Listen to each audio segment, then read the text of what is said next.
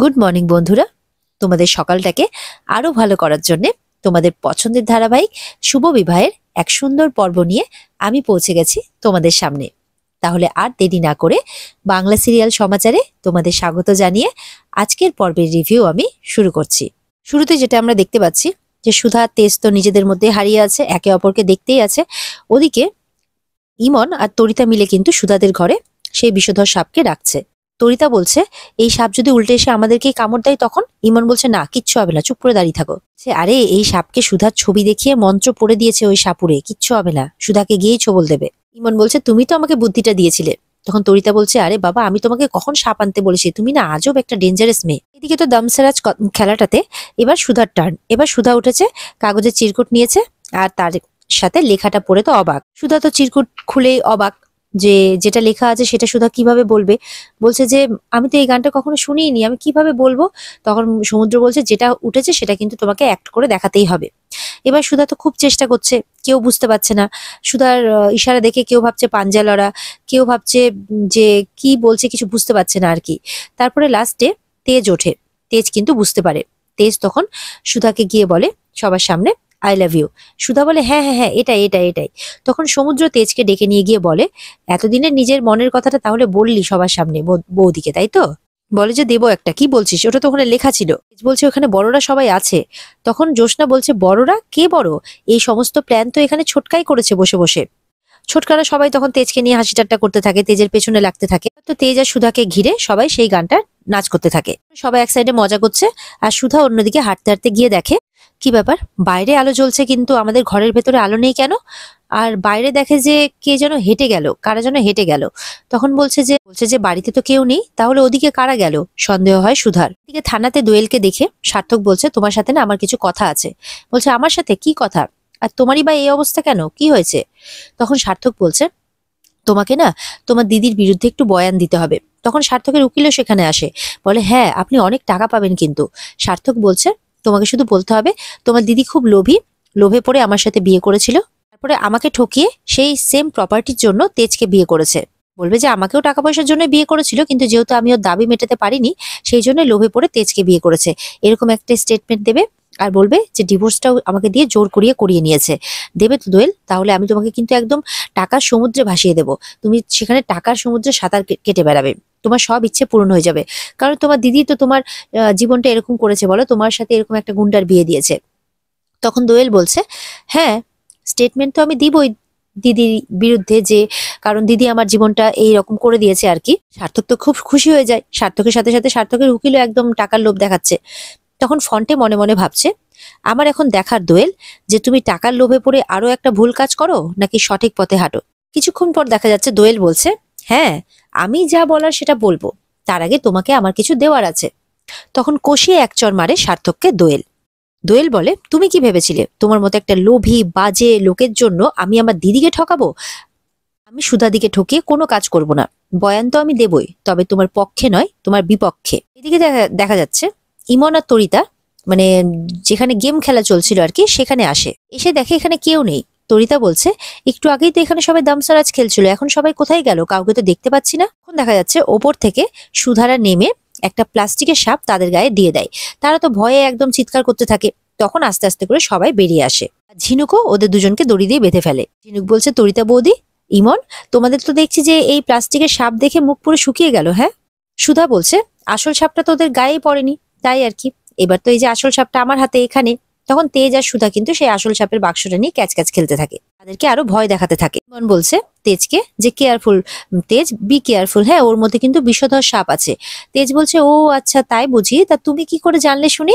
তার মানে তুমি ওটাকে এনে রেখেছো এখানে, তাই না? তখন ইমন বলছে আসলে আমি রাগের বশে আর কি, মানে ভুল বশত আবার একটা খারাপ কাজ করে ফেলেছি, তুমি আমাকে প্লিজ এর জন্য ক্ষমা করে দাও। তেজ বলছে ইমন ম্যাডাম, ভুল যখন করেই ফেলেছেন তখন আপনাদের আর ক্ষমা নেই, আপনাদের এই সাপের সাথে মানে আসল সাপের সাথে সারা রাত এখানেই কাটাতে হবে। ওদের দুজনের তো ভয়ে অবস্থা খারাপ আর সবাই খুব হাসাহাসি করছে এই ঘটনা দেখে। তো সার্থক দোয়েলকে শাসাচ্ছে আমি তোকে দেখে নেব, তোকে ছেড়ে কথা বলবো না, আর তোর এই হিরোকেও দেখে নেব। তখন ফ্রন্টে সার্থককে একটা ধাক্কা দেয়। তখন ইন্সপেক্টর আশুতোষ বলছে এখানে হাতাহাতি করো না। তখন ফন্টে বলছে একে লকআপে পুরুন, এক্ষুনি লকআপে পুরুন। বলে হ্যাঁ আমরা পুড়ে দিচ্ছি, যাও তোমরা বাড়ি চলে যাও। সার্থক তো পুরো ধমকাতেই ঢুকছে, আমি তোকে ছেড়ে দেবো না, ছেড়ে দেবো না। তখন ইন্সপেক্টর আশুতোষ বলছে, এই চল, তোকেই কে ছেড়ে দেয় আগে দেখ, নিজেকে বাঁচা আগে। দোয়েল বলছে, আমি এই লোকটার ব্যাপারে অনেক কিছু জানি, আপনি এই মুহূর্তে আমার বয়ান লিখুন। ফন্টে বলছে দোয়েলকে, তোমার এখানকার কাজ মিটে গেলে তাহলে চলো, আমি তোমাকে ছেড়ে দিয়ে আসছি। তখন দোয়েল বলছে, না থাক, আমি একাই চলে যাব। ওদিকে ইন্সপেক্টর আশুতোষ বলছে, ছেড়ে দেবে বলছে যখন, তখন চলে যাও, আমাদের যখন দরকার পড়বে তোমাকে তখন আমরা ঠিক ডেকে নেব। এই বলে ফন্টে দোয়েলকে নিয়ে চলে যায়। ইন্সপেক্টর আশুতোষ হাতের জামা গুটাতে গুটাতে বলছে, তাহলে সার্থক চ্যাটার্জি, অনেক গায়ের জোর দেখলাম তো তোমার, এবার দেখবো তোমার মুখের বুলি কত ফোটে। তো ইমনকে আর তরিতাকে একটা গাছের সঙ্গে, মানে বাগানে গাছের সঙ্গে বেঁধে রেখেছে সুধারা আর কি। ইমন বলছে, হে ভগবান, কোথায় ফাঁসলাম, শেষমেশ সাপের কামড়ে মৃত্যু হবে। তরিতা বলছে, হে ভোলানাথ, তোমার এই প্রিয় জিনিসটাকে সামলে রেখো, আমি নির্জলা উপবাস করে তোমার পুজো দেবো।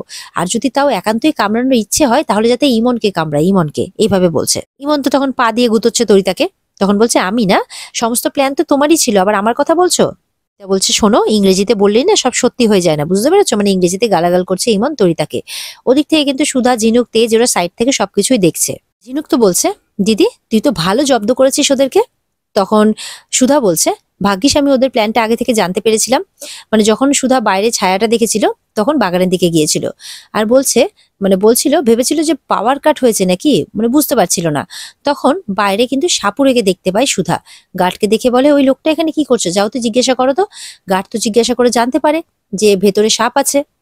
তখন সুধা সেই সাপুরিকে জিজ্ঞাসাবাদ করে জানতে পারে যে ইমন ওই সাপুরিকে টাকা দিয়ে এই বাড়িতে সাপ ঢুকিয়েছে।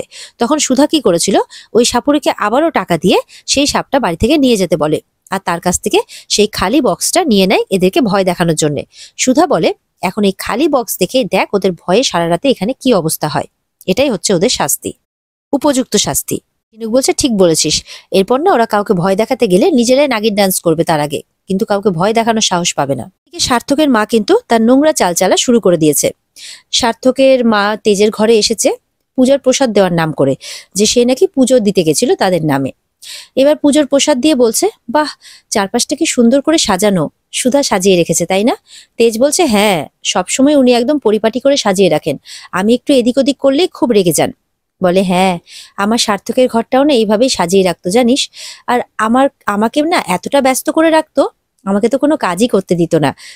আর সার্থক কি পছন্দ করে না পছন্দ করে সবকিছু একদম রপ্ত করে ফেলেছিল, কিভাবে ঘর সাজালে সার্থকের ভালো লাগবে সবকিছু করতো, খুব ভাল লাগতো এগুলো দেখে, জানিস, মনটা একেবারে ভরে যেত আমার। আমাদেরই দুর্ভাগ্য, মেয়েটার এত যত্ন ভালোবাসার দামই আমরা দিতে পারিনি। তেজ কিন্তু একদম চুপ করে গেছে, কারণ তেজের এগুলো শুনতে একদম ভালো লাগছে না। তেজ আর সুধার সম্পর্কটাকে এখন নষ্ট করার চেষ্টা করছে সার্থকের মা। এদিকে জ্যোৎস্না কিন্তু সুধাকে লাল শাড়ি পরিয়ে একদম খুব সুন্দর করে সাজিয়েছে। এই শাড়িটা নাকি ঠাম্মি পছন্দ করেছিলেন আশীর্বাদের সময় সুধার। ঝিনুক বলছে, দেখিস আজকে তো জামাইবাবু তোর উপর থেকে চোখই সরাতে পারবে। কত বদমাস সার্থকের মা। বলছেন যে আমার সার্থকের পছন্দের রং তো লাল, তাই বিশেষ বিশেষ দিনে সুধা লাল শাড়ি পরে সার্থকের সামনে আসতো।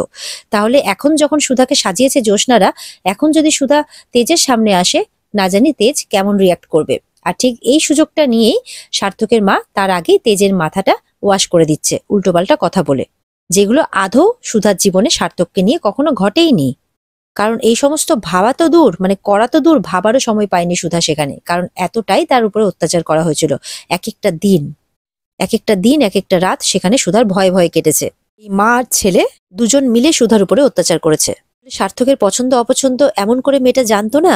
আসলে মেয়েটা জানে যে কি করে স্বামীর মন জয় করতে হয়, স্বামীর মন পেতে হয়, স্বামীকে আদর যত্নে ভরিয়ে রাখতে হয়। ফুলসজ্জার দিনে আমি তো ওদের ঘরটা নিজে হাতে সাজিয়েছিলাম এত সুন্দর করে, সুধাকেও সুন্দর করে সাজিয়েছিলাম, আর এত সুন্দর করে সাজিয়েছিলাম না, সার্থক তো ওর উপর থেকে চোখ সরাতেই পারছিল না। তারপরে ওরা দুজনে মিলে দিয়ে হাসতে থাকে, বলে, আমার সার্থকের মুখে অমন উজ্জ্বল হাসি আমি এর আগে কখনো দেখিনি। কিন্তু এই সমস্ত কথা শুনে এমন রাগ হয়েছে তেজের, চোখে মুখে প্রকাশ পেতে শুরু করেছে, চোখগুলো লাল হয়ে গেছে। আর এদিকে ছুঁড়ে, মানে কাচের গ্লাসটা আর কি হাত দিয়ে ফেলে দেয় নিচে। অভিনয় শুরু করেছে সার্থকের মা। বলছে, এ মা, কাচের গ্লাসটা পরে ভেঙে গেল তো, সাবধান তেজ, যাতে লেগে না যায়। উফ, আমারই ভুল, আমি যে কি সব বলে ফেললাম না তোর সামনে। সত্যি তো, কোনো স্বামীর কি মানে এইসব ভালো লাগে নাকি, যে তার স্ত্রীর প্রাক্তন স্বামীর সঙ্গে কি সম্পর্ক ছিল না ছিল, এই সমস্ত কথা শুনতে আমি বড্ড ভুল করে ফেলেছি রে। এগুলো ভুলে যা, এগুলো তো অতীত, যা হওয়ার হয়ে গেছে। সুধা তো এখন শুধু তোর, ও তোকে খুশি করতে চাই, দেখিস তোরা দুজনে খুব ভালো থাকবি। এই সমস্ত বাহানা করে যাওয়ার সময় মনে মনে বলছে, আমার ছেলের জীবনটা তুই আর সুধা মিলে নষ্ট করে দিয়েছিস। তোদেরকে কিছুতেই আমি সুখে থাকতে দেব না। সার্থকের মা যেতেই কিন্তু সুধাকে নিয়ে চলে এসছে ঝিনুক আর জ্যোৎস্না, সেই লাল শাড়ি পরিয়ে সুন্দর করে সেজে। তেজের কিন্তু মাথা পুরো চটে আছে। জ্যোৎস্না বলছে, কি রে, ঘুরছিস না কেন? দেখ কত সুন্দর লাগছে সুধাকে দেখতে। পুরোটা আমি নিজে সুন্দর করে সাজিয়েছি। এত সুন্দর করে সাজানোর জন্য কিন্তু আমার একটা গিফট চাই। ঝিনুক আর জ্যোৎস্না কি করে, ওদেরকে একা ছেড়ে ঘরের মধ্যে ওরা চলে যায়। সুধা তো তেজকে পেছন থেকে জড়িয়ে ধরে আর বলছে, কি হলো তেজ, আমার দিকে দেখবে না যে আমাকে কেমন লাগছে দেখতে? আজকে তো আমাদের মধ্যে কেউ নেই, শুধু তুমি আর আমি। তেজ মনে মনে বলছে, না, আমি ছোট কাকির কথাগুলোকে আমার মনে জায়গা দেব না। আমি জানি যে আমার সুধার মনে শুধুমাত্র আমি আছি, ওর অতীতের কোনো চিহ্নই নেই। এই বলে তেজ সুধার হাতে হাত রেখে যখনই ঘোরে দেখে যে লাল শাড়ি পরে সুন্দরভাবে সেজে সুধা তেজের কাছে এসেছে।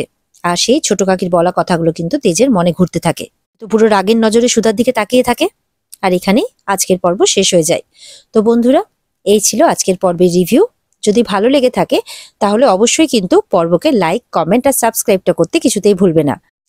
আর এই পর্বের পুরো পর্বটি দেখার জন্য অবশ্যই তোমরা স্টার জলসার পর্দায় কিন্তু নজর রাখবে। তাহলে দেখা হচ্ছে তোমাদের সাথে আগামীকালকে। ততক্ষণ সবাই ভালো থাকবে। টাটা।